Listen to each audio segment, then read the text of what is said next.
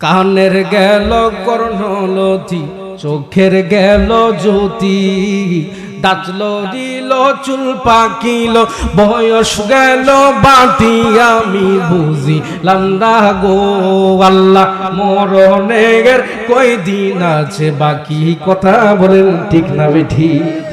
আপনারা যারা মুরব্বী এখানে আছেন, 10 বছর বয়স থেকে 50 বছর বয়স পার হয়ে যায়, বয়সের সঙ্গে সঙ্গে দাঁতগুলা পড়ে যায়, বয়সের সঙ্গে সঙ্গে চুলগুলা পেকে যায়, বয়সের সঙ্গে সঙ্গে মানুষ মৃত্যুবরণ করে। আল্লাহ তাদেরকে যৌবন দিয়েছে, যৌবনের ভিতরে আমার আল্লাহ বলেন দুনিয়ার মানুষের দুই যৌবনে তোমরা আমি আল্লাহর ইবাদত করতারি, ওই যৌবন কালের এক রাতের ইবাদত আমি আল্লাহ তোমাদের জন্য 70,000 বছরের ইবাদতের সমান করে দিব। জবান খুলে বলেন সুবহানাল্লাহ, আর মায়ার সুরে বলেন ইয়া রাসূলুল্লাহ।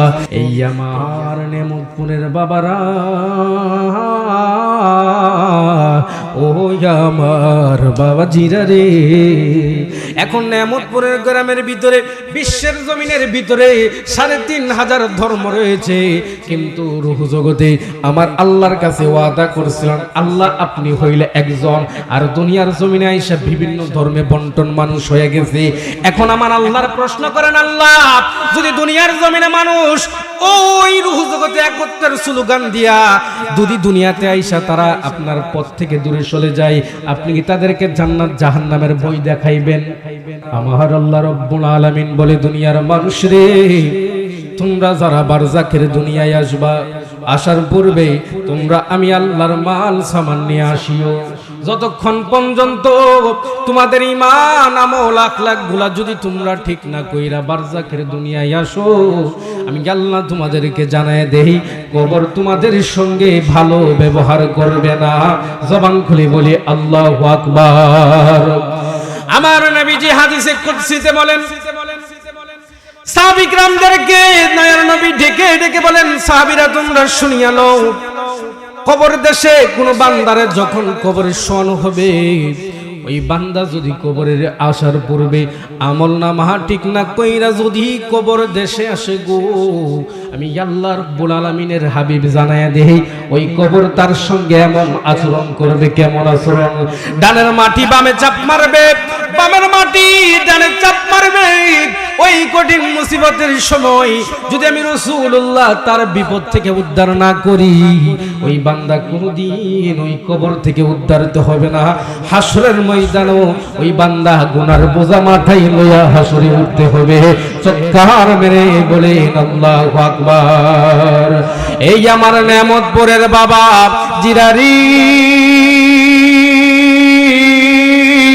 ও মুরব্বী বাবারা, ও বোনদারালের মা বোনেরা, একটু শুনিয়ালন, আল্লাহ যদি আপনারা আমার এই দুনিয়ায় মানুষ না বানাইয়া পশু পাখি অন্যান্য কোন জানোয়ার যদি বানাইয়া পৃথিবীর জমিনে পাঠাইতেন, আমার আল্লাহ বলতেন তোমাদের জীবন দুনিয়ার জমিনে সমাপ্ত, কিন্তু মানুষের কিন্তু দুনিয়ার জীবনে জীবন কিন্তু সমাপ্ত না। কথা কোন ঠিক কিনা?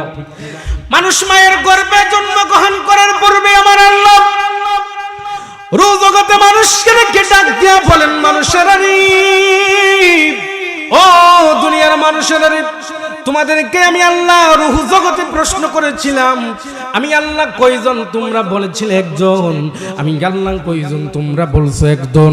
এই আমার নেমতপুরের বাবারা,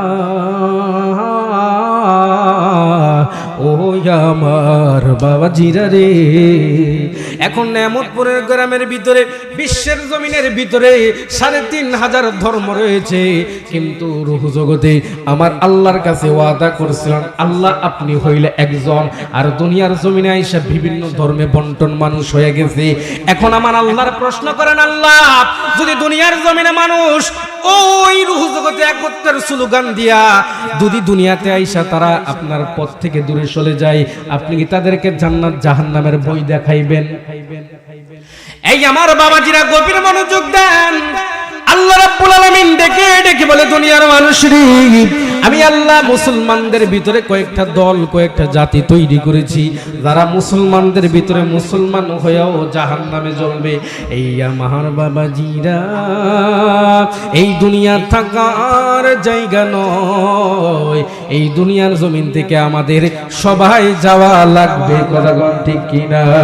আর মরণের কয়দিন আছে বাকি আমি জানিলাম না গো আল্লাহ, মরণের কয়দিন আছে বাকি আমার, মরণের কয়দিন আছে বাকি আমি জানিলাম না গো আল্লাহ, মরণের কয়দিন আছে বাকি আমার, মরণের কয়দিন আছে বাকি আমি জানিলাম না রে আল্লাহ, মরণের কয়দিন আছে বাকি। কানের গেল কর্ণলতি, চোখের গেল জ্যোতি, দাঁতল দিল চুল পাকিল, বয়স গেল বাটি আমি বুঝিলাম না গো আল্লাহ, মরণের কয়দিন আছে বাকি। কথা বলেন ঠিক না বেঠি? আপনারা যারা মুরব্বী এখানে আছেন, 10 বছর বয়স থেকে 50 বছর বয়স পার হয়ে যায়, বয়সের সঙ্গে সঙ্গে দাঁতগুলা পড়ে যায়, বয়সের সঙ্গে সঙ্গে চুলগুলা পেকে যায়, বয়সের সঙ্গে সঙ্গে মানুষ মৃত্যুবরণ করে।